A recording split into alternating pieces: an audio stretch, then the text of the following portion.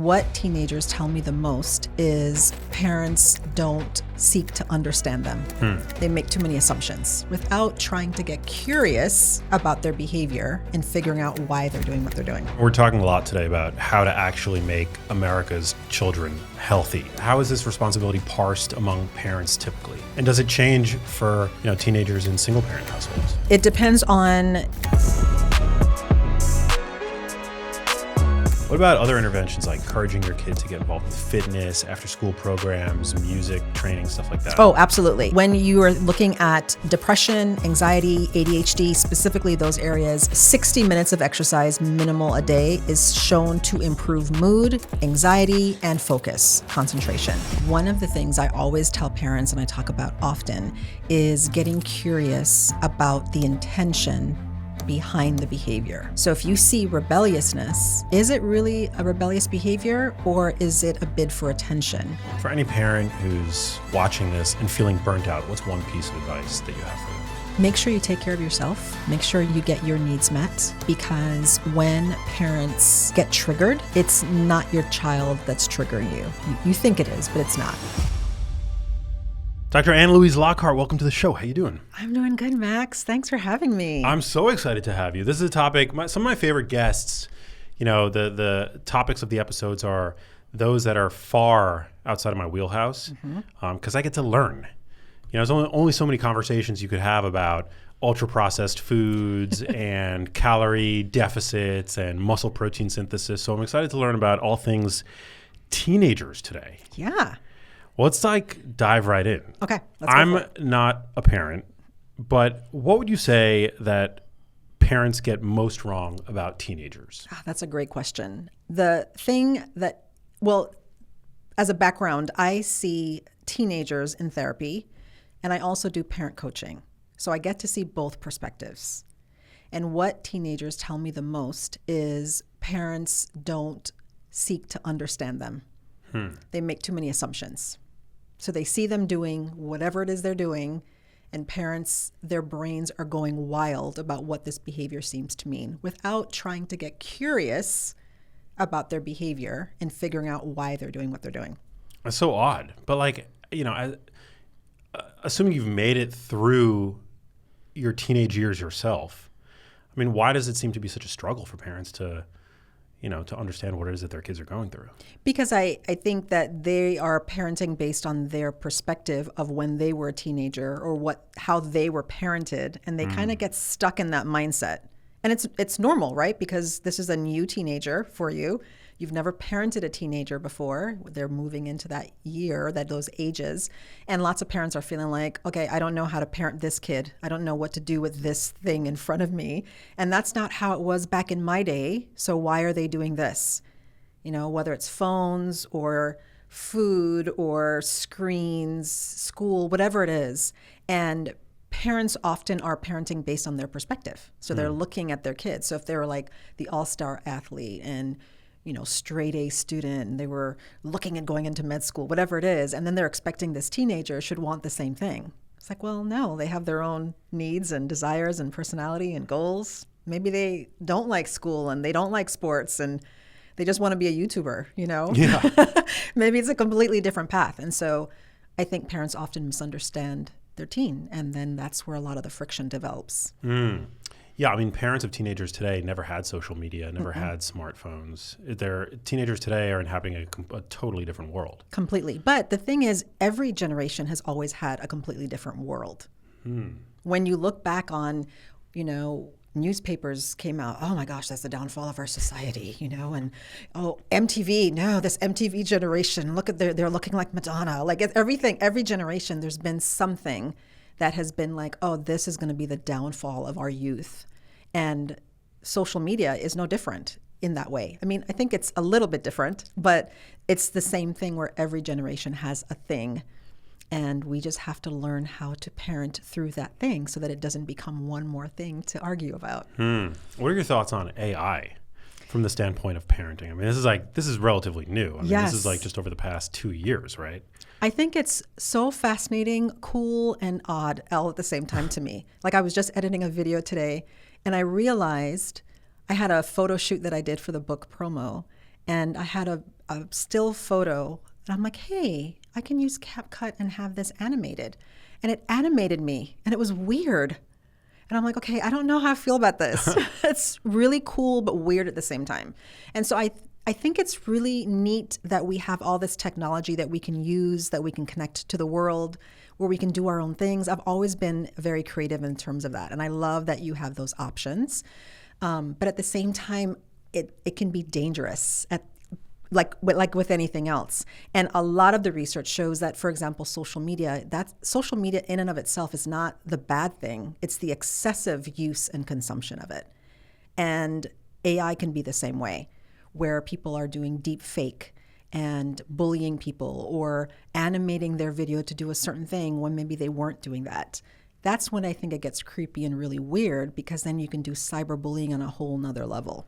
Scary. Yeah, and we have to educate our teens on this so they understand when you put your stuff out there, now it's out there. When you're online, now you're online. You can't just delete it when you want to, that it's now there permanently.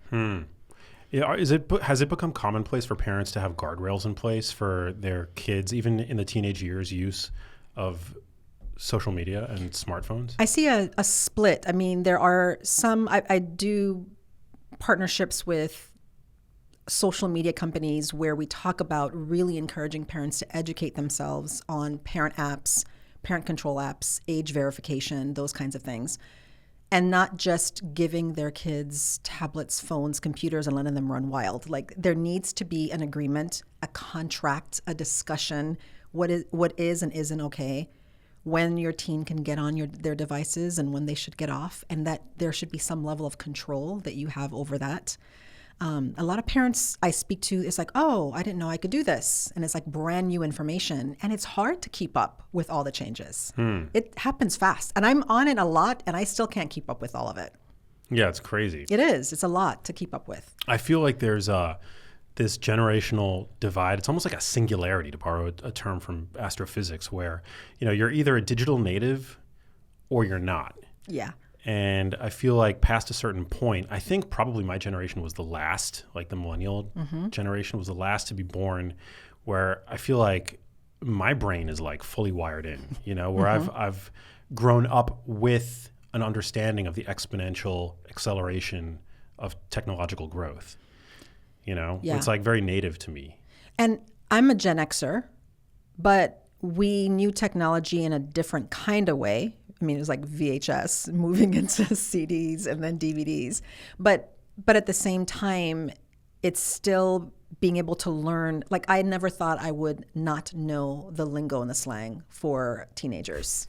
I was always up to date on that. Working with teenagers, I was always up to date.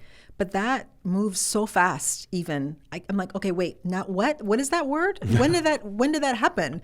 So Skibbity's out now? And Chat, am I cooked? So there's all these things. So yeah, I think a lot of the social media and the digital stuff, digital parenting, parents are having a hard time keeping up with it. But it's important that if you're going to give your kids a device, you need to know the basics and not just letting them be on it without knowing all the in and outs of it. Yeah, for sure. I mean, the internet can be a dangerous place. Yes, absolutely. What about teenage rebellion? Is that something that's hardwired, evolutionarily, something that's pre-programmed, or is that just kind of how, a result of social conditioning, perception? Like, what's the root? What's the explanation for that? It's a matter of how you interpret the behavior. One of the things I always tell parents, and I talk about often, is getting curious about the intention behind the behavior. So if you see rebelliousness and rebellious behavior, is it really a rebellious behavior, or is it a bid for attention, or to be noticed, or to be important, or to stand out? What is the reason for it? And parents will often, they just want to get attention. Well, okay, so why seek attention in this way? There are many ways to seek attention. Why seek it through being rebellious? And when we can look at it that way, that's going to be important. The other part of it is I see toddlers and teenagers as very similar to one another. Interesting. So, and a big part of it is what's happening developmentally, cognitively in their developmental stage. When kids are about 3 to 6 years of age, there is significant growth, brain growth and development, synapses, pruning, all kinds of stuff going on in their brain. They can now walk more easily on their own. They can separate. They don't have to be carried everywhere. They can feed themselves. They can go to the potty on their own. They don't need their parent. They're realizing, oh, I'm an individual separate from them. This whole idea of individuation. And then teenagers, when they start hitting 13, 14, 15, it's the same thing.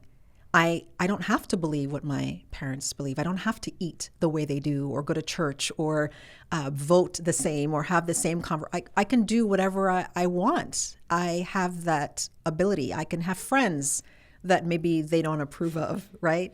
So all of that looks like rebellious behavior when in fact it's individuation. Interesting. Mm-hmm. Yeah, they're coming into their own sense of like autonomy. Absolutely. And they should. Yeah. They should. But when a parent sees it and they're offended by it. It's jarring. It could be jarring. How dare you? How dare you say this, or how dare you believe this, or how dare you dress this way or get a piercing or whatever it is? Like, how dare you? Because that's not how you were raised. It looks embarrassing to us. It's not what would other people say. Then that's where the tension comes. And then there are some teenagers, based on their personality, they do it because they know it gets a rise out of their parents. And what I often see is conflict occurs in an attempt to have connection. And so if I have this conflict because I feel separated from my parent in some way, then, well, now they're yelling at me. Now they're talking to me. Now they're lecturing me. Now they're spending time with me. And now there's a source of connection there. So we have to get really curious about when we see behavior that appears to be negative, what's really going on? What is happening really with this teenager? Is it just flat out rebellious behavior, or is it really maybe something else going on behind it? And more times than not, there's something else that's driving it. Interesting. What are the best ways to connect with one's teenager? So it really depends on what's going on. So if you see like this rebellious behavior, then you reach in and ask about it. Hey, I've noticed that you have been refusing to do your homework, or you're not turning in your homework, or you're saying you don't have homework. But then I look at your grades and you did have tons of homework and it's just not getting done. Am I getting that right? So what's happening that's preventing you from doing it? Because what parents often do is they get angry, upset, offended, and they take away the phone, take away the screens, ground them, take away privileges. And that's punishment, but it's not dealing with what's really happening. Instead, discipline, which people mix those two up often and it's not the same, discipline is about teaching. And you can only teach when you know what's really happening. So the kid might be like, well, I know I have homework, but I don't get it. It feels hard, or it feels humiliating, or the teaching style sucks, or I feel like a dummy whenever I go to class, or I'm exhausted, or I'm overwhelmed. Like really asking them what is driving this behavior, what's getting in the way, what's the roadblock to achieving whatever it is that they're looking for. And then you can help guide them. You can give them the skills they need to get the thing done. And it could be anything: homework, keeping their room clean, doing their laundry. It could be anything. But getting curious about what's driving the behavior rather than just moving into punishment, which is about pain and making the behavior you don't like stop. But then most teenagers, they get the phone back, they're no longer grounded, and they forgot why they even were those things occurred. Or you're the loser parent who made my life miserable and they still haven't learned the lesson. So we have to get curious. It always goes back to that. We got to get outside of ourselves and stop being so offended by our kids' behaviors and really dive deeper. And how is this responsibility parsed among parents typically? And does it change for, teenagers in single parent households? It really depends. It depends on the personality of the parents present. It could be generational. Maybe there's a generational gap, because if you have grandparents raising teenagers, there's a whole different mindset with that. It could be cultural or ethnic, based on who's in the house and what the roles, if there's very traditional roles of a mom or a dad. So there's a whole bunch of different factors that go into it. And that's where, if you are, for example, a two-parent household, really talking between one another, and it's okay that you're very different. And I tell parents, it's okay if you're even on different pages in different chapters. It's okay, because having that balance for your teen is actually a good thing. So you have one that's maybe more stern and serious, and one that's more soft and, it's okay. That it's okay to have that balance, but you don't want to be at odds with one another and create conflict over the teenager's behavior, because that's when you get this triangulation. I have this really negative behavior, and I have these two parents who are fighting. And then the more they fight, the more they, are at war with one another, and they grow further away from me. So we don't want this triangulation happening. We want to be on the same page eventually with what is the real goal here? What lesson do we want our teen to learn? And then if you're in a single parent household, a lot of the burden falls on you. And so it's looking at who else is in your community that you can rely on that can help. Maybe it's a coach or a teacher, someone in your church or synagogue. Like, are there other people that can also support you when you're having challenges with this teenager? What about teenagers with, I'm sure raising a teenager is challenging, in many ways. And there's simply no escaping that. But what about for teenagers who have more significant, like behavioral problems? So my thing is, whenever you're looking at any behavior or a mental health challenge or whatever it is, you need to look at where's that fine line? When does it get crossed? So for example, if you have a kid who worries a lot, well, worry is a human emotion. You should be worried when worrisome things happen. But if it gets to the point where they can't go to school, they have ongoing stomach issues, they are having sweats and panic attacks and headaches and all these different kinds of things, then my thought is like, well, no, that's not just worrisome behavior. There could be an anxiety disorder going on. Same thing with sadness. Everybody should get sad when sad things happen. But is it that they're losing interest in things? They've lost their appetite. Their food choices have changed. They're isolating. They're losing interest in friendships and those kinds of things. Then you want to look for more specific interventions, psychologist, whatever it is. So it's, getting curious about that, to really know your teen well enough to know when this is outside of how they normally are and there's something different happening with them. There's a change in their weight, their eating, their appearance, their clothing, their friends, their grades. What is different that is outside of who they actually are? And that's really important to pay attention to. That makes a ton of sense. Mm-hmm. I was always a really good kid, and then I grew up in public school. I went to public school my whole life in New York City. And I went to a new school for my 7th grade. And I started having like behavioral issues because my friends were all kind of like tough rule breakers in that school in 7th grade. And it led to the point where I was like getting reprimanded by the authorities at the school on multiple occasions, and it got to the point where I had been suspended twice, and I was like on the verge of getting expelled.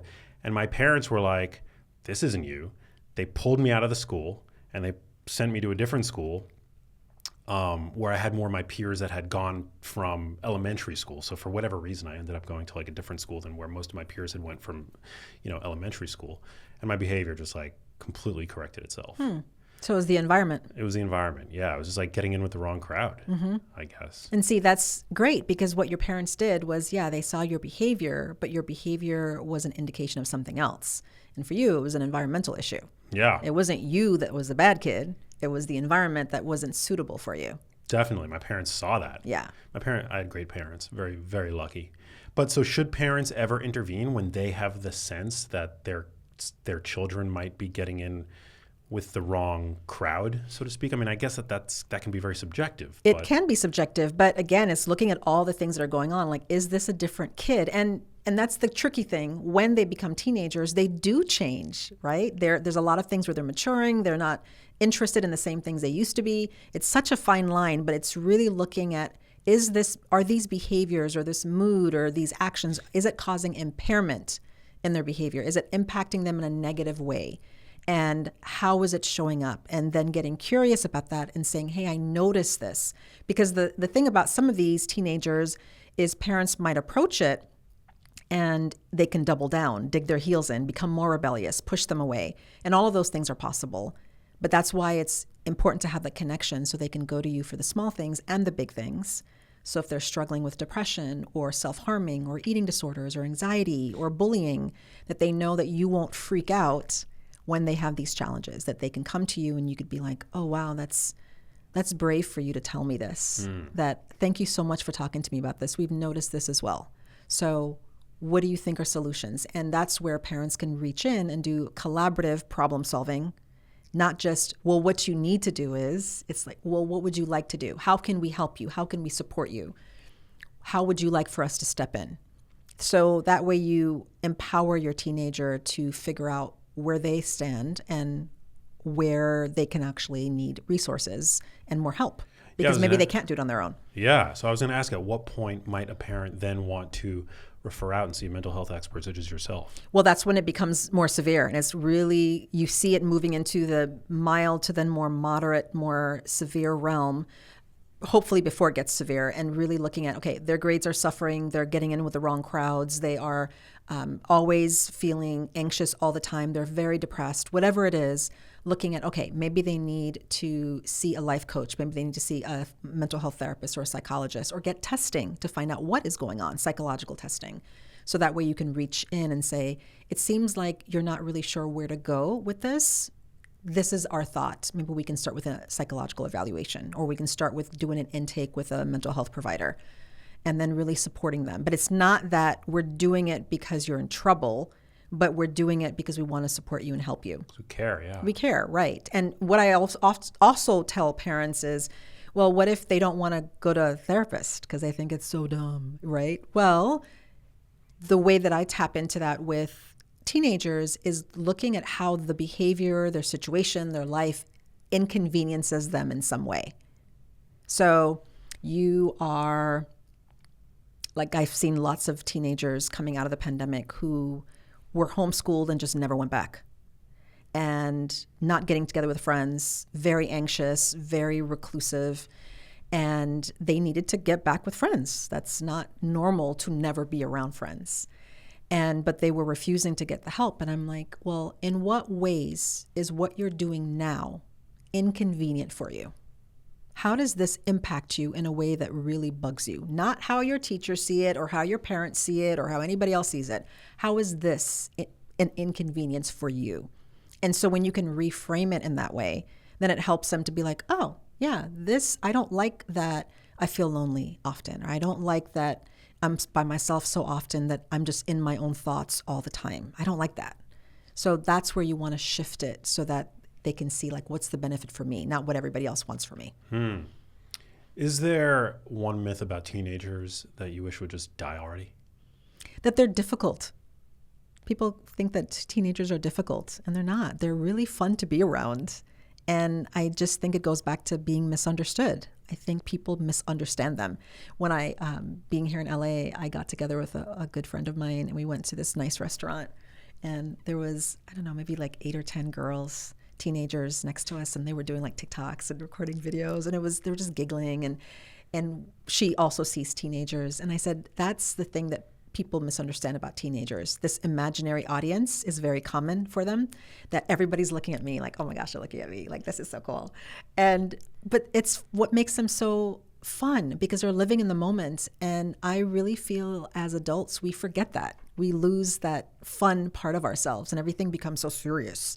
And like how you said when we first started, that it was nice to talk about a different topic. And I feel the same way when I meet other psychologists. I don't want to talk about just psychology stuff.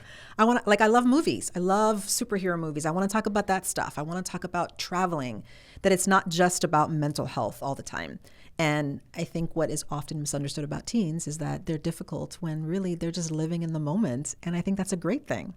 We need to learn how to do that more. Amen. Mm-hmm. But also teens, I mean, there's this lore, and I suppose there is probably a more than a grain of neurobiological truth to it, but their brains are still wiring up, right? Absolutely. Like the prefrontal cortex is not fully, online yet, for lack of a better term. They struggle with impulse control, emotional regulation at times. Yes. Yes. I talk about that often. My thing that I love talking about is executive functioning, and what parents, when they can better understand that, it's amazing how it improves their parenting.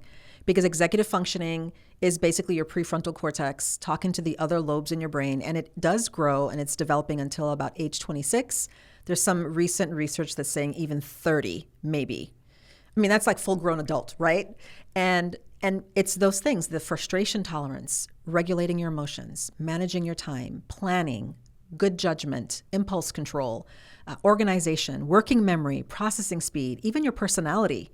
All of these things are still being fine-tuned and growing and pruning, all that stuff. So when you expect a 15-year-old to know how to just clean their room or how to just do their laundry or to just get over the being ghosted by a friend, well, all of those things are their brain, their immature brain, trying to figure out how to do these things when they don't quite know how to do it yet. So when we can better understand executive functioning, then we can teach them, oh, this is the reason why you're struggling. And this is what's happening. That it makes sense to me. This is what happens. That when I went through that, that was the same thing. I wish my parents understood that. This is why I want to understand this for you. Is there a way to communicate that without it going completely over your kid's head? Yeah. One of the things is and I do this often very successfully, is showing them a picture of a brain, like an animated one, not like a real one, because that's gross, but like a picture of a brain and showing all the different lobes. I find teenagers actually like this. It may sound nerdy, but they actually do like this. And talking about, okay, this is your brain. Most of us have one. Each one does certain things. So the occipital lobe in the back is responsible for seeing, perceiving, and sensing vision. The temporal lobe is by your temples. It's responsible for memory and hearing. The parietal lobe is in the back part of your head, and it's responsible for proprioception, which means knowing where your limbs are in space. It's really helpful when you're an athlete, for example. And the frontal lobe, or the prefrontal cortex, is the last part to grow and develop. And that's all the things that I just mentioned, all the executive function skills. So when you're having a challenging time, starting and finishing your laundry, that's what is called task initiation and task persistence. Or when you say, oh, I forgot to do my homework, bro, my bad. Well, that might be working memory and processing speed and frustration tolerance, because math for you sucks and you hate it. And so really helping them break it down that it's not just you and that you don't have brain damage. There's nothing wrong with you. You don't need to be fixed. It's your brain. It's underdeveloped like every other kid your age. And then if they have a diagnosis that is neurodevelopmental on top of that, then it's even harder for them. So if they have ADHD, which is a neurodevelopmental disorder, if they have autism, if they have a learning disability or a learning challenge, if they have a traumatic brain injury, if they have epilepsy, if they have medication that impacts their brain in some kind of way, which is almost all medications, if they have low blood sugar, diabetes, GI issues, migraines, all of these things impact your brain. So if you have a 12-year-old and then on top of that, they have this other diagnosis or medical condition, then they're going to be feeling like, well, now I'm screwed. Well, no, this is because this is what your brain is doing.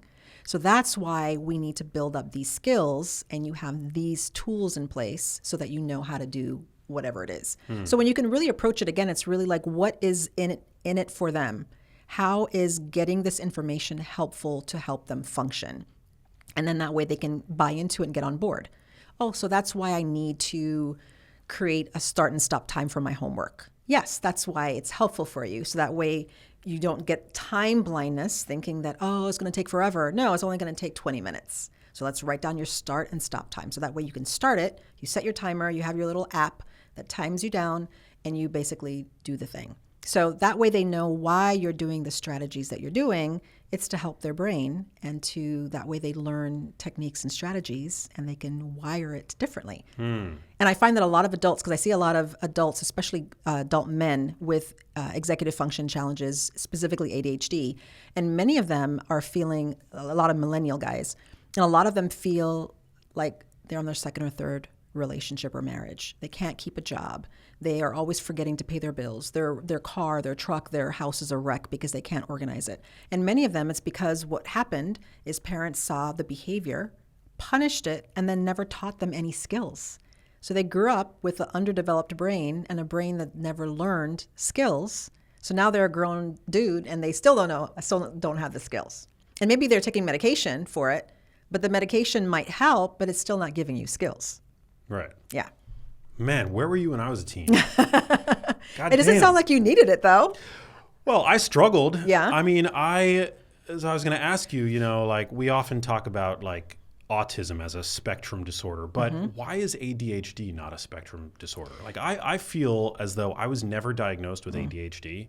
I was always in like gifted programs. Nobody ever mentioned me having ADHD or anything like that. But despite that, I've always really struggled with attuning my focus to things that I wasn't obsessively interested in. Yeah. And so that always for me led to really mediocre grades. Like I can tell you that throughout my entire schooling, I never finished a book because it's not because I was trying to be rebellious or anything. I just like I have difficulty reading like novels and stuff. And staying focused long enough to finish it. Staying focused long enough. I actually tweeted this or I posted this on X recently, something that I recently discovered. It's a lot, I recently articulated, I think, for the first time in terms of how I like to read.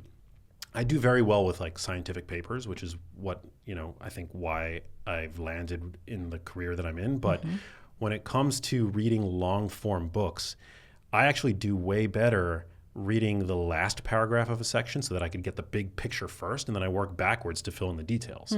But reading from start to finish for me, like the normal way, the quote unquote normal way, I've just always struggled. Like my mind just wanders and I forget where I am. Well, that's interesting because whether you have ADHD or just executive functioning challenges in certain areas, because it's not always the same, one of the biggest things for individuals with ADHD and executive functioning challenges in certain areas is if the thing isn't novel or interesting or engaging or not time consuming, then it's hard to do it.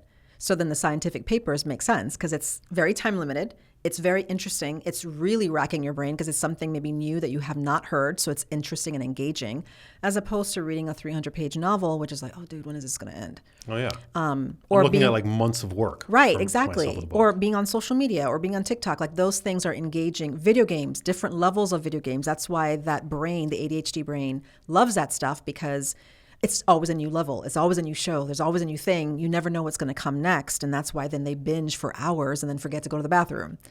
So all of those things are really, that can happen. But yeah, I think if people can better understand where it is, and I agree, you mentioned why is it not a spectrum disorder? I mean, it is in a sense, it's not called it, but no one ADHD diagnosis looks the same. Interesting. Right? But that's the case with most diagnoses, right? Yeah. But with ADHD, there are 3 types. There's the inattentive type, hyperactive impulsive type, and combined type. But even within each of those, they can look so different. So yes, I mean, in a sense, they are very like spectrum because it can be very severe to very mild.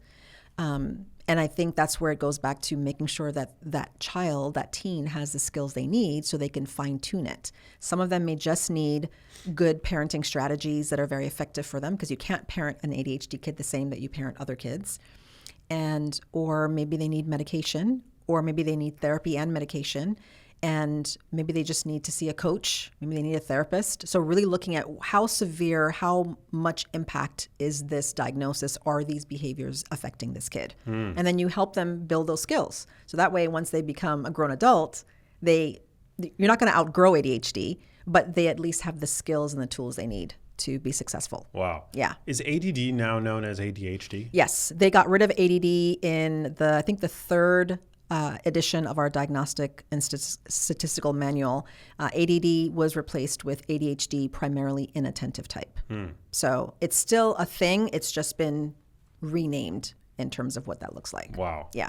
I've long thought that somebody who has ADHD is probably best suited for like entrepreneurial, a more entrepreneurial career path, which is like, again, even though I was never diagnosed, like I would not succeed at a typical like 9-to-5 job just because of the lack of novelty. Whereas for me, as an entrepreneur, like every single day is different.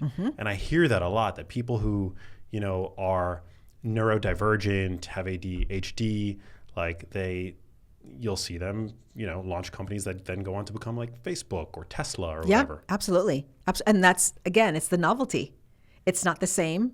Everything is different. Every day is different, because being in a cubicle and stuck on this traditional kind of work schedule is like, oh gosh, that's like a nightmare. So yeah, a lot of that you see a lot of business owners, a lot of people in social media, a lot of people in movies, the acting, authors, all of these different things are you never know what you're going to get. Every day is different. Yeah. And it's very exciting. And so yeah, it can be really good for that brain because of that. But on the flip side, if they struggle with organization and persisting in a task and managing their time, it can also be a nightmare, because now you have a business, it's new, it is novel, so it's exciting, but you have no template for it. So now you're just like, oh, snap, what do I do? And then, so that's where you have other people, where you utilize resources like an assistant or a platform that's automated, or a business coach. That it's really important to have those systems in place, because then that's why a lot of people start and never finish anything. And then they have these 5 businesses that hasn't really gone anywhere, or it's in shambles because they don't know how to manage it. That's me. I mean, I have Sydney, who's my production manager, started as my assistant, but she's so organized. She's like total type A personality, A student.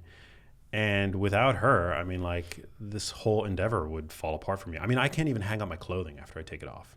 It's like, if you look at the desktop on my computer, it's a disaster. But I'm really good at generating new ideas, novel ideas. And you're a visionary. Yeah. Yeah. I mean, Well, and that's where the neurodivergent piece comes in, because you think outside the box. And that's why a lot of that ADHD brain is so amazing. And that's why people like Sydney are good for you, because it's a good balance, because their brain does think in those very specific ways and can pick up the slack where then you would fall apart, because then you have all the creative things and you can go with all these ideas, and then she can make sure that all your inbox is the way it's supposed to be. Yeah. But we don't get good grades for that. No, we do not. Like, we don't get graded for being visionaries in high school. No, not at all. It's such a bummer. It is. And I think that's where schools need to rethink how we do education, that critical thinking is important, that kids don't have to do things the way you do them. Like, if they're figuring out this problem in their head or in a different way, in a different order, and they still get to the same result, why do they have to do it your way? Amen. Right? And even when I was in grad school, in my doctoral program, and I was doing psychological assessments, and I had a professor that wanted me to do it exactly the way he did it. And I'm like, but I'm not you, though, and my approach isn't like yours. So why don't you teach students the basics in terms of what we should look for, and then finding our own style? And so it's like, I think we get so rigid and stuck. And again, that's an executive function skill, is flexibility is an important task, because when we get too rigid, then if things don't work out the way you expect, then you fall apart. So rather than get frustrated by a child who's maybe underperforming in school, which my parents did all the time, because I would always underperform. It was totally like a paradox for me growing up, because my teachers always loved me. They saw my potential. They saw that I always asked great questions. They saw socially that I was really, like, I always had very good relationships with my teacher, with the exception being 7th grade. But my parents, nonetheless, would be frustrated by the fact that my grades never reflected my potential. And I feel like this could be very empowering for parents to hear, and ultimately maybe to use as a tool to encourage their kids to, think more outside of the box in terms of their career paths. Exactly. I mean, I have a 13-year-old son and a 15-year-old daughter, and they're very creative. So my daughter, she plays 3 instruments. 2 of them were self-taught. She can play by ear. Wow. She thinks she wants to do like music composition, like creating music for movies or productions or whatever. And she's been writing her own music. Like, she's really good at this. And she's like, could I do this as a career? I'm like, yeah, absolutely you can. All the movies you watch, when you hear the music in the background, that's the thing you could do. And then my son, he's very good at editing, video editing, very good at baking and cooking, and really and he came up with a business name and a logo and a menu on Canva so people could scan the QR code, like, just amazing. And they're like, he's like, well, what if I don't want to go to college and I just want to go straight into this? And I said, well, you just need to weigh the pros and cons, because maybe part of college or all of college might be helpful in terms of business and marketing, and maybe that would be helpful for you. But, I don't feel like you have to go or don't go. you have to find your way and figure out what would be best for you. Because I think 20 years ago, 10 years ago, it was always like, oh no, you have to go to college. That's the thing that people were always told, or you either go to the military or go to college. And well, that's not always the path for everybody that it is. Or maybe you don't go to a liberal arts school, you go to a technical school, or you go to learn a trade or whatever it is. And I think we have to think outside the box for a lot of our kids, because they, especially this generation, they want it quick. They want to do the quick thing. And college feels like a painful process for them, unless they want to go into the traditional route, medical, lawyer, business, and want to do the traditional route. But for some kids, their brain isn't going to work that way. Yeah. So when I was in high school, well, my path was similar in terms of hating 7th grade, because the school librarian took over as the math teacher, and she should not have. And we kept telling our parents, and it was a private school, we kept telling our parents, all of us, she does not know what she's talking about, and we don't understand. And they were like, oh, you kids, of course she knows what she's talking about. She's a grown-up. And then we all failed math. And all had to go to summer school. Wow. So they not only had to pay tuition for the school year, also had to pay tuition for summer school. And that's when they're like, oh, she didn't know what she was talking about. Right. And that's when my hatred of school started. Wow. Yeah. But despite that, you chose a path of academia. Well, teachers loved me. I loved going for the social aspect of school. I got through it. And then my senior year of high school, I grew up on an island in the Caribbean. 3 weeks into my senior year of high school, we got hit by a hurricane that destroyed my home, my family business. We were left homeless. I got dengue fever from being bit by infected mosquitoes. We were under martial law. It was horrible, horrible. Senior year, like this is like horrible. Jeez. And so I was determined to get the heck off the island, and I had to go as far away from hurricane territory as possible. So I went to Buffalo, New York. I figured that was safe. Pretty damn far. Yeah. But when I got to college, I loved it.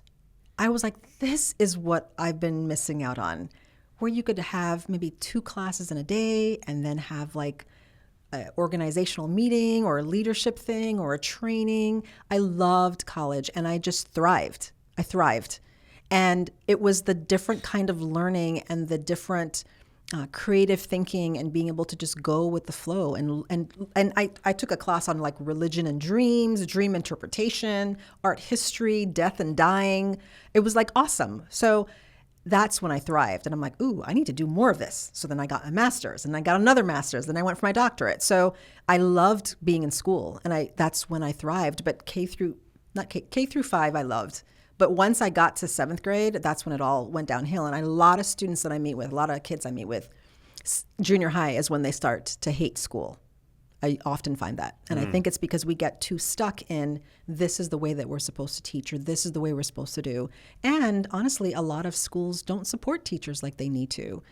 There's some amazing teachers out there, but they don't have the support. They're not paid the way they should. They're stressed out and burnt out. And so a lot of students aren't getting that innovative type of learning that they should be getting. So I think we need to do something different. We need to revamp how education is done so that students actually love going to school. And I see students when they go to schools that are very outside the box, where it's like an outdoor school or whatever it is, they love it because it's, again, going with the flow, learning within your zone of genius rather than doing it this way and this, in this rigid way. Yeah. Yeah. Do alternate schooling paradigms exist? Yes. Yeah. There's schools that I've worked with that are, there's one school I remember visiting in like Montana. Well, Montessori is one, but there was one that I had gone to that it was like a little house on the prairie school. Like they had kids who were 5 to 17 in the same classroom, which was very interesting. Or I've seen other schools where students are in the classroom based on their level of skill versus their grade level. So if you're great in math and you're at a 9th grade level at 12, then you're with these other people. But then if you're a little bit lower, then you're with these other people. And it doesn't mean that you're like limited in your skills. This is just where your skill level is. But then you're advanced in this area, so then you're in this area. So there are schools that have thought outside the box and do things differently. Sometimes charter schools will do that, or technical schools. Or I've worked with schools that are like outdoor schools, and they're just outdoor all day long and just exploring the world and learning things in a different way. And a lot of students really respond well to that. That's so cool. Yeah. What about other interventions like fitness, encouraging your kid to get involved with fitness, after school programs, music, training, stuff like that? Oh, absolutely. Absolutely. When you are looking at depression, anxiety, ADHD, specifically those areas, 60 minutes of exercise minimal a day is shown to improve mood, anxiety, and focus, concentration. So yes, absolutely. A lot of our kids are missing out on that. A lot of our schools have given up on recess. That sucks. Yeah. I mean, I've seen articles research where they say that people in prison get more outdoor time on the yard than our K through 12 students. Damn. And that's not good at all. So then they are eating junk. They're not going outside and exercising. They're not getting out and moving, which then makes all of these mental health issues worse because there's no balance that's going on. So yeah, absolutely. Exercise is good. Being able to make sure that you're putting healthy stuff in your body, that I know that's something that you talk about very often, that's important so that they learn that at an early age. They learn that, yes, food is fuel. Food is nourishes you or it depletes you. So if you are already challenged with low blood sugar or bad mood or you're hangry, and then you put Cheetos and Coke in your body, then it's like, no, that's not going to be the thing that's going to be helpful for you. And then you're not getting any exercise, and then you're on your screen all day, and you have bad posture. So all of these things are going to impact you. So yeah, it's that holistic approach to making sure that teens are in the right place by getting outside, eating good stuff, feeding their brain, doing a variety of interesting things.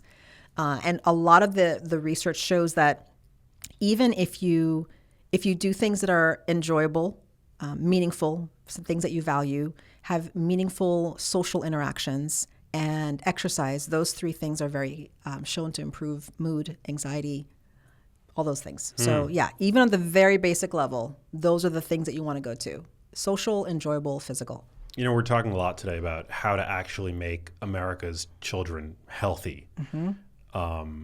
Again, do you have any thoughts on that? I mean, obviously, like, this is just shocking that prisoners would have more recreational, physical activity than our children. But yeah, I mean, from your vantage point, like, what can we do? I feel like it's a complete overhaul that we need, because the thing is, we've done things a certain way for so long. A lot of our institutions just keep doing it. Well, that's just the way it is. Well, but it's not working. Yeah. It's not working. And so I feel like we need a complete overhaul in terms of how a lot of our schools are doing things. The recess or the school programs, lunch programs, the access to a lot of healthy options, which a lot of schools do that and kids don't want to eat it, right? So then you have that they're having all these things as options, and the kids are like, okay, I'm just going to go get a Pop-Tart. Like, I'm not doing that, right? So it's hard because we're changing one area, but then kids are not really willing to do it in this other area. So the schools are like, well, we're wasting money doing this, and kids are not taking advantage of it. So what do we do? So I don't even know what the solution is for that, because we're so ingrained in doing things a certain way. It's just, we're kind of stuck, and then our kids are suffering. It's so true. Yeah. I mean, I think the first domino, it's starting at home. It's in training kids to appreciate whole foods, higher quality, food ingredients and the like. I mean, it's staggering. There was a study that I shared with my newsletter community a couple of weeks ago that found that prenatal, what a mother eats influences the palate of their children and is correlated to health outcomes in adulthood. So it's like for kids who are shunning healthier options, I mean, you could theoretically trace that back probably to what it is that their mothers were eating, which obviously is like a whole Pandora's box of systemic issues and whatever. Yes. But also there's, I think, probably a lack of awareness on top of that even matters. Right. And especially when you have kids then maybe who are very picky eaters and won't eat anything unless it's the processed stuff, the beige and orange and yellow foods, right? Everything that's pre-chewed and processed. And so then the doctors often will tell these parents, well, as long as they're eating, it doesn't matter if they're eating the chicken nuggets and the French fries, they're eating something. And so then, with me, I ate very well, good prenatal care. And then my kids went to daycare, and a lot of the daycare kids were not wanting the healthier stuff. So then they were feeding them the unhealthy stuff. So then they started getting introduced to the unhealthy. So it's like, then you set the foundation and then you still get screwed over. Yeah.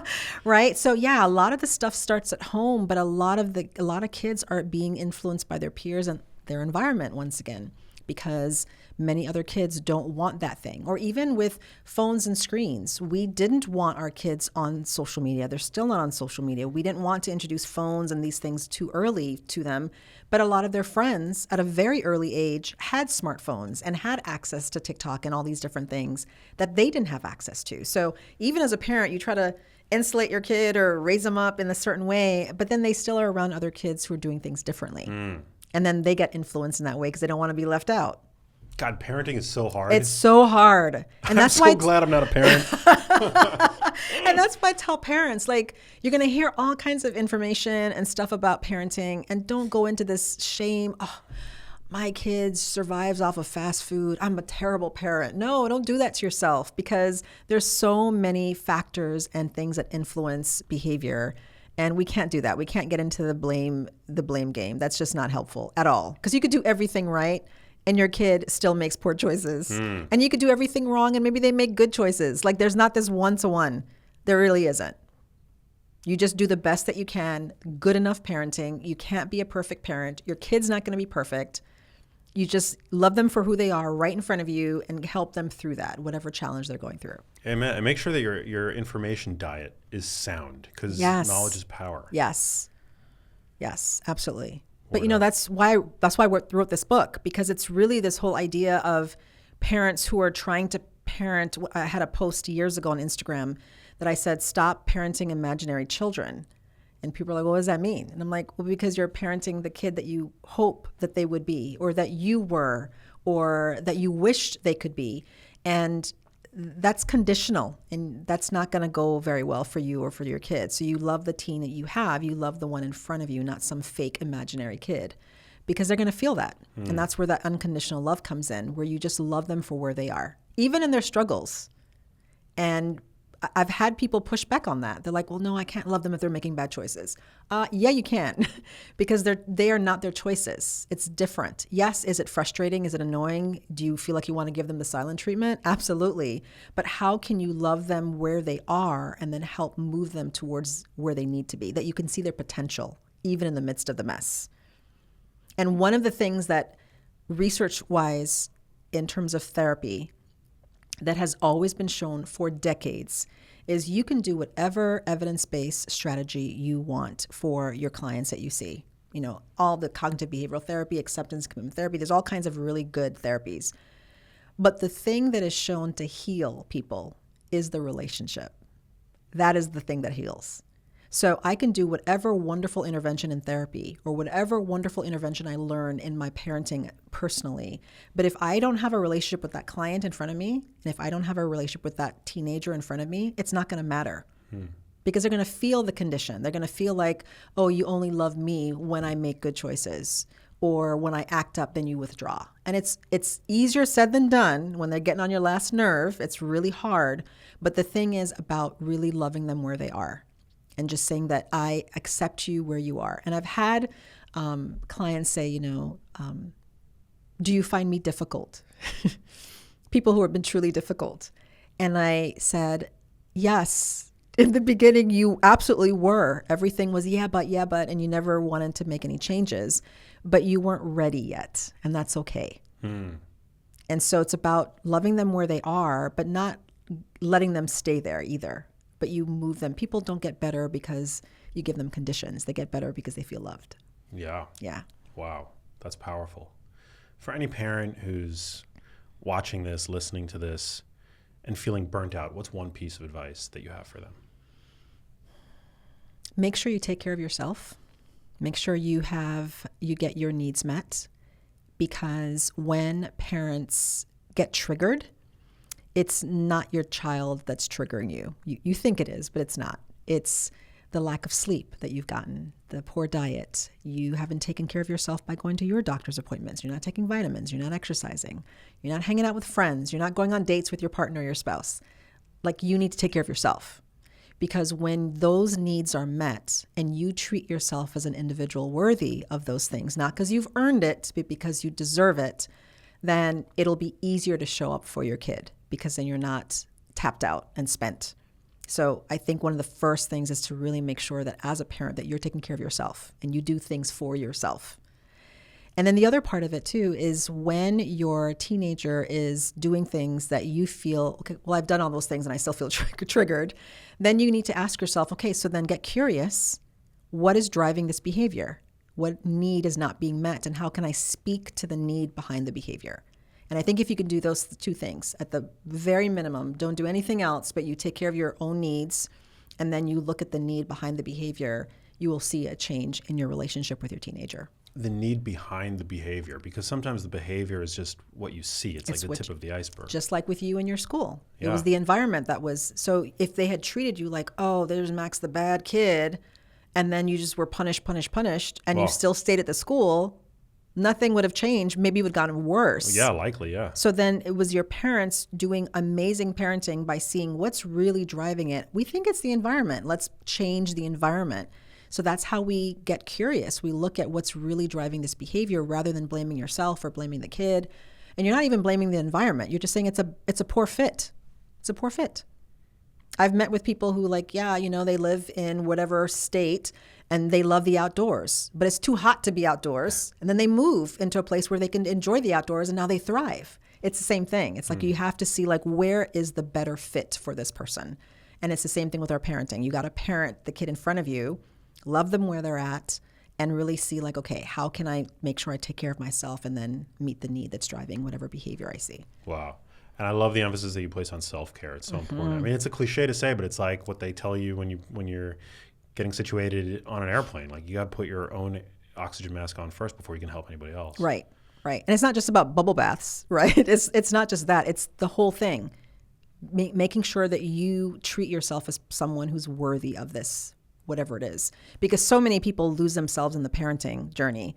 They feel like they have to be this martyr and sacrifice everything, and all their appointments have to be for the kids, and I can't take care of myself. No, you need to be taken care of too, because then you're of no use if you're sick and if you are tapped out and your kid is now having to rely on this parent who doesn't even know who they are. And then the kids leave the house, and that's how people fall apart, or their marriages fall apart, because they never treated themselves as an individual worthy of that. Wow. So interesting. I got a ton out of this, which, even I'm surprised. I don't have kids. I mean, I have a fur baby. Yeah. If you want to count Delilah, my cat. Right. But I'm obviously decades away from having a teenager of my own. Yeah. But just the wisdom is very inspiring. Thank you. Appreciate that. Is there anything that you wanna tack on that I didn't ask you? Because again, I'm not a parent, so I don't know what a parent might ask you. But what are some of the more common questions that you get asked by concerned parents? I feel like we covered the questions I most often get, and I think one of the things I often get is, well, what if I do these things and it doesn't work? Yeah. What if I do all the things that are in your book? What if I follow all these summits and podcasters and it still doesn't work? My kid is still doing blank. Well, the thing is, just because it doesn't work doesn't mean it's not working. So it would be easy to say, for example, say you're gardening and you planted some seeds and then you're waiting. Well, nothing's happening. Well, it doesn't mean nothing's happening. You've planted the seed. And then you water it, you fertilize it, you make sure it gets lots of sun, you protect it. And then eventually the seed bursts open, the roots go down first, deep, to get the nutrients in the water, and then it comes through the soil. And I see the parenting journey the same way. You have all these tools, you use these tools, and sometimes you don't see it working right away, but you're planting the seed, and you're creating an environment where your teen and your family can thrive and grow. And you're not always going to see the results right away. And so I want parents to be encouraged that just because things aren't working, it doesn't mean it's not working. Because what I often see from teens, because I've been doing this work for 20 years now, and what I love is teens who came in as difficult, and then they got better, and then they go away, and then they come back. I have this one particular client that I saw him when he was 14 or 15. he was so rude to me. He was so horrible. But it was because he was hurting. His dad had abandoned him. His mom was addicted to things and he just had a horrible time. And I just kept showing up. And he's now in his 20s. And he always apologizes whenever he comes back to check in on different things. He's like, oh, this new phase of my life, I need to check in with you. And he'll say like, man, I was so horrible to you, Dr. Lockhart. And I was like, yeah, but you were going through a lot. I know, man, but I could have been better. Could have been better to you. But he was like, because you kept showing up for me, like that made me feel special. And although I didn't improve right away, like that made a difference. And I think we have to remember that we make a difference when we are unconditionally showing up. That we're treating this teenager as someone worthy of being valued and loved, even in the messiness. And I think we have to remember that it doesn't mean that you're going to see progress right away. And it doesn't mean that their behavior improves right away, but you're planting a seed. They're learning, oh, my parent is on my side, or my stuff isn't too messy for this person. They can handle my stuff.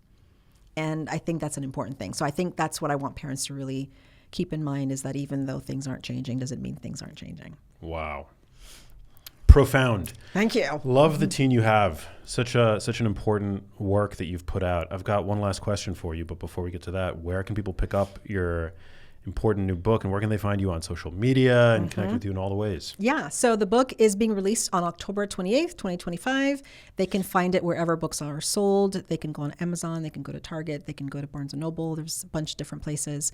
It's also an Audible that I narrated. I was in the studio for over 20 hours. Damn. So I narrated the heck out of this book. So they can get it on audiobook and Kindle.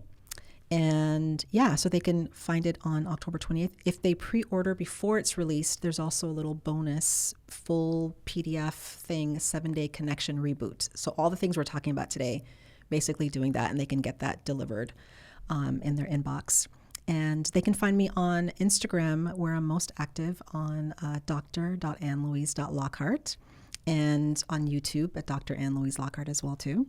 And on my website at drAnn-LouiseLockhart.com. Love it. Yeah. What does living a genius life mean to you? Ooh, I love that question. I think it's really operating within your zone of genius, knowing where you are strong, where your strengths are, and tapping into that and building up and feeding that as much as possible. And the areas where maybe you're weaker or suck at, knowing how to delegate it and knowing like, I don't need to burn my resources and energy on those things necessarily. I love that. So cool. So important. Well, thanks again for coming out. Yeah, thanks for having me, Max. Of course. Thank you guys for listening. Share this episode around with people in your life that may benefit from it. And I will catch you on the next episode. Peace, everybody. Hey, if you liked that video, you need to check out this one here, and I'll see you there.